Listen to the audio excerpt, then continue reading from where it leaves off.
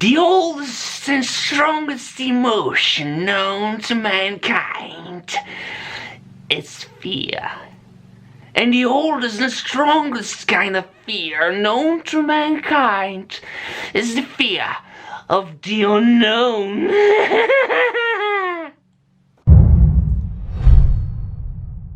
Good afternoon, fellow Dungeons & Dragons players and Dungeon Masters alike. Today I'm going to do something that I haven't been doing a lot of since the start of my channel, and that is review a PDF from the Dungeon Masters Guild. And the reason I didn't review a lot of PDFs is there's a few reasons I didn't do that. Because first of all, I like physical copies. I like hard copies, soft copies, physical copies of books. I'm somewhat drawn to them for some weird reason. I don't know, maybe I'm a wizard in secret or something. The reason is, after I've been doing my channel for like 2 weeks or 3 weeks or like a month, people started sending me free PDFs and people started sending me books to my actual physical mailbox.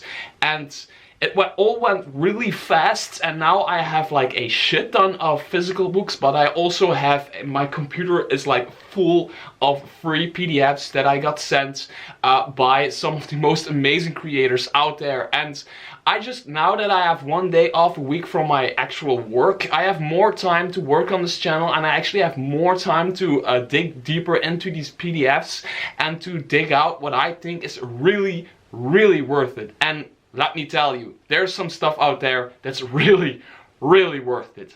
And normally in the few videos that I create for PDFs, they are videos where I talk about 2 or 3 modules that you need to get from the guild. But this time I really want to dig deeper into one module, which is called Happy Jack's Funhouse. And Happy Jack's Funhouse, well, it was sent to me only like, I think a week or 2 ago, and it immediately caught my eye. And one reason for that is because, well, the cover is actually pretty brilliant, and it's completely creepy, and I don't know, it's somehow it spoke to me for some reason. Maybe it's because Halloween is coming up, maybe because the Joker movie is coming up, I don't know, it just spoke to me and I wanted to read it. Also, another reason for it is because it is a one-shot. It can be played as a one-shot. Now, don't click away yet, because there is some replayability and there's a lot of usability of this adventure for your campaign. Because first of all, you can place it anywhere in your campaign. I mean, 95% of the campaigns can have this booklets placed into it without destroying the campaign or without destroying the storyline. You can just put it in there. Your players can do just this side quest, this thing that's going on, and then they can just move on with their campaign. Also, there are 2 new subclasses, which I will talk about later, but one of them is the College of the Clown subclass for the Bard. Pretty amazing. You get for free and an extra PDF when you buy this PDF for only $5.95, if I'm not mistaken, off of the Dungeon Masters Guild. So for $5.95 you get a brilliant one-shot, a creepy horror, I don't know, horror themed clown, and everybody is scared of clowns, at least I am scared of clowns, typed campaign, typed one-shots, and you get 2 subclasses just thrown in there for free, which is absolutely very, very cool. So there once was a boy called Jack, a small kid, a good kid, that all he wanted was to make people laugh. But he didn't really get any chances in life, because first of all, he was called Jack something something, and the name that he had, the last name that he had, well, it rang a bell with some people of having some very bad influences in the past, so he got bullied a lot. On top of that, his parents were very poor, so he didn't get any chances in life, you know. But this child didn't become a villain per se. This child wanted to make people laugh, and while he wanted to do that, he learned some simple magic tricks. He bought some simple magic tricks and he started acting them out on the street and everywhere he had the chance. And although people actually laughed, they didn't really laugh at his magic tricks, with his magic tricks. They didn't really laugh with his jokes. They actually just laughed at him. But it was enough for Jack to keep going, because at least the people were laughing, although they were laughing at him. They were laughing. So Jack kept going, and long story short, and there's a lot more lore to this, and you need to read it because it's very cool. He started building out this bigger act that he now calls the Happy Jack Funhouse, which is a big funhouse, and he even has some personnel that, you know, outcasts, people that don't fit into the world, who are actually following him around with his funhouse. And every now and then he rides into a town with bells and whistles, you know, he has his jingle bells and his horns and his ah! And he has confetti and everything, and people are laughing, and he asks the town mayor if he can set up shop on the town square or something on a big somewhere on a big street or whatever. And most of the time the mayor or the president or the boss of the city or the town agrees with it, and people have a good time, and he's making money and the people are laughing, at least up until the point that this adventure starts. A little bit more information about the funhouse itself. It actually fits into one satchel, and once Happy Jack opens it up, it turns into a big ass building of some sort with all kinds of paintings on them, all kinds of artwork, there's special effects, and in the front there is this big clown's mouth, this laughing clown, where you need to go in by sitting in a mine cart. There's like a mine cart, like an Indiana Jones mine cart, where you need to sit in, you need to pull a lever, and then you go into the clown, and once you're inside you experience all kinds of laughter and craziness, and you have candy and you have everything that's funny, and you laugh your freaking ass off, you spend money of course, and then you come outside and you had a great time. But it is when the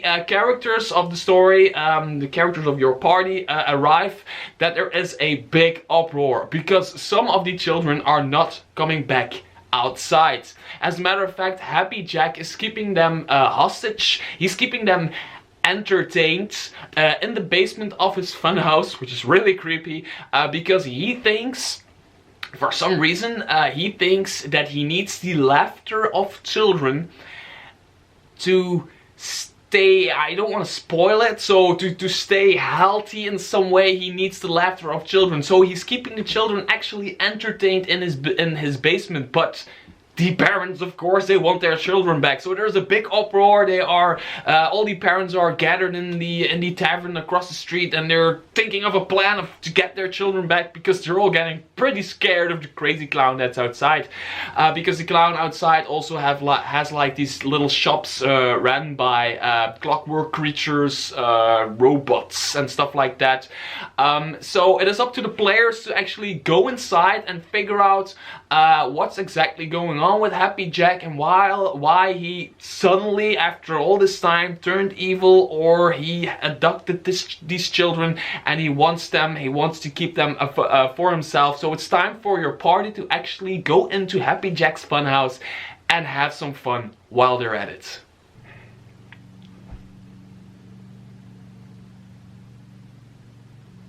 Now this is the part where my review goes a little bit more into the spoiler section of the review. So if you are a player that wants to experience this adventure for yourself by having a dungeon master run it for you, click this video away right now. Yes, I am a YouTuber and I want you to not watch my videos. I know it's really weird, but if you're a player and you know you have a dungeon master that wants to play this, that wants to run this for you, just click away and have your dungeon master instead watch this video. If you're a dungeon master, sit back and relax, because once the party agrees to go and save the children from Happy Jack, they of course want to go inside Happy Jack's funhouse. And the thing is, the funhouse, what once was a Happy Jack's funhouse, well, it has all of the happy sucked out of it once the players arrive.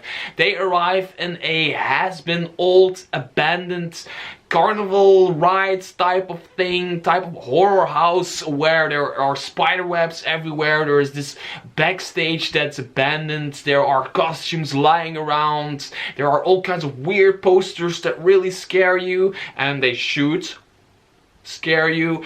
And of course there are a lot of baddies roaming around the Happy Jack's funhouse to keep everybody who wants to save the children and mess with Happy Jack's plans to keep all of those people out of Happy Jack's funhouse, of course. And one of these mechanics is, I think, really cool, and it's called adult aspects. Happy Jack has the power to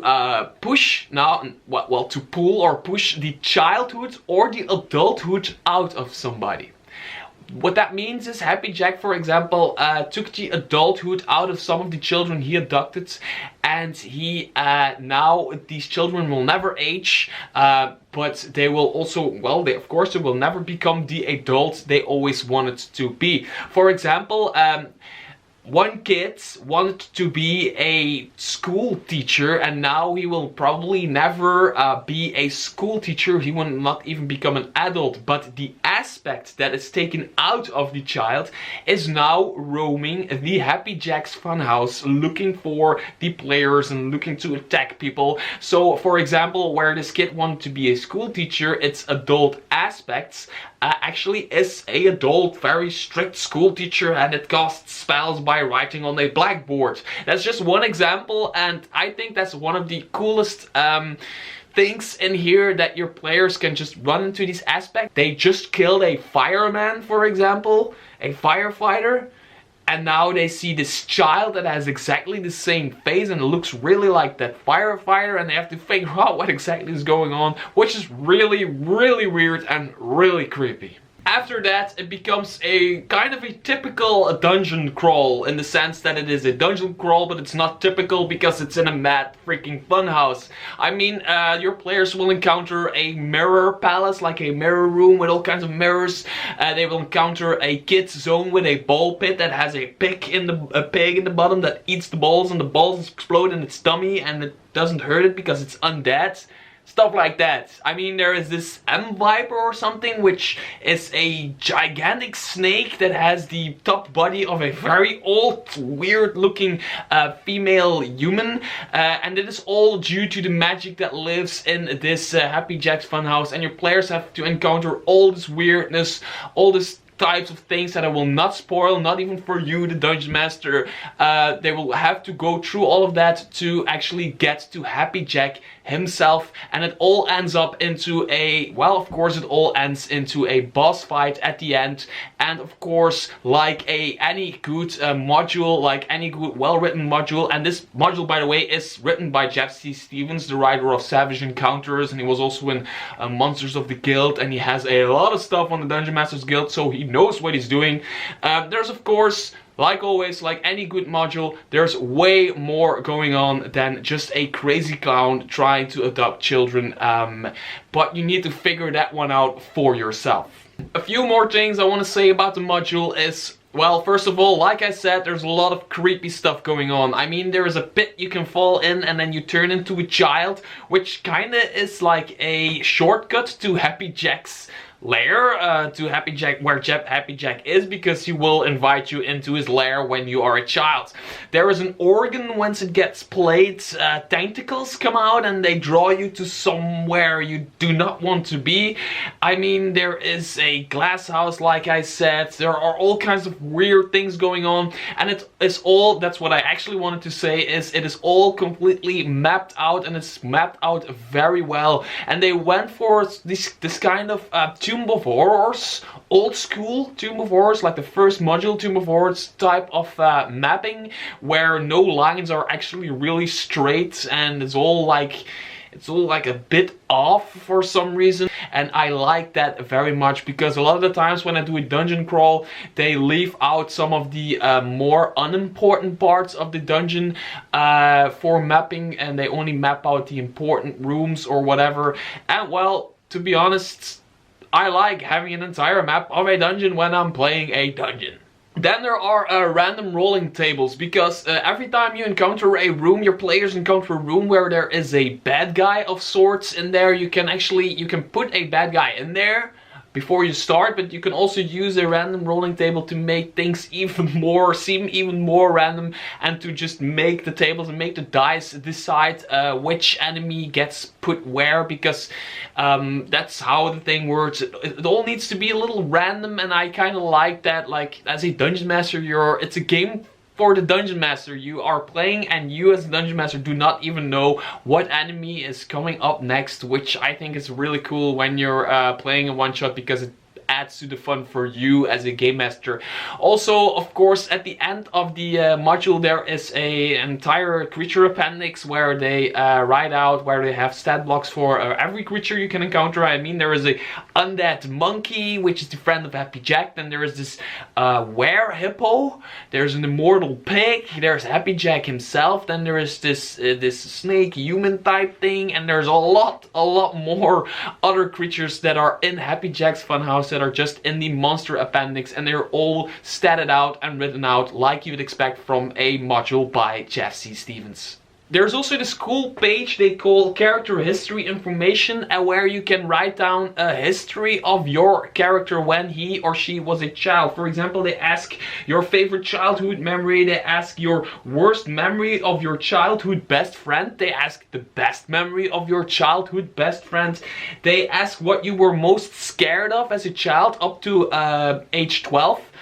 Your character, of course, because it doesn't have to be you yourself, or you are playing a one-shot with you yourself as a character. Then for me it would be sharks. I was really afraid of sharks when I was a kid because I saw Jaws when I was way too young.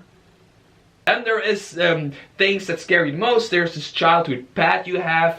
They kind of ask these questions, so the Dungeon Master has this information on your character and they can use it for all kinds of weird stuff that go on in Happy Jack's Funhouse. So I hope I kind of triggered you to look into this one, because it's only $5.95 to buy it. And you get 2 subclasses for free thrown in there. The 2 subclasses they use are the Jetster Rogue and the College of the Clown for the Bard. So the College of the Clown, of course, is what it says. It's a bard that is actually a clown and uses jokes and tricks to do battles and make people laugh and stuff like that. And a lot of this one is around creating balloon animals, and they name it balloonomancy. I don't know if that's even a word. Balloonomancy. Anyway, the idea is that you can create, first of all, at lower level, you can create a little balloon animal like this big that can walk around and cannot really fight, but it can pick up small objects for you and stuff like that. But it can also, when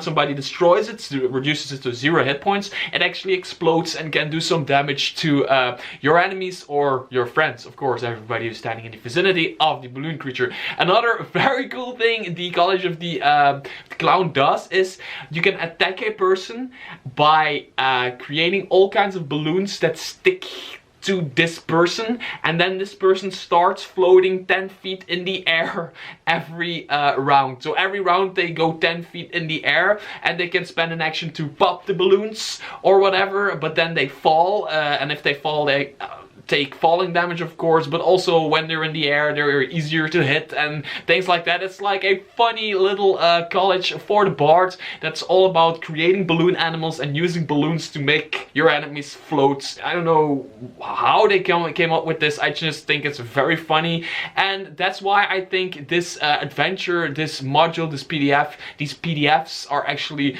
more than worth the price they are asked for on the Dungeon Master Guilds, because first of all, Halloween is coming up very soon, so you can play this for Halloween when your characters are going through a village to go from point A to point B. They can encounter Happy Jack's Funhouse.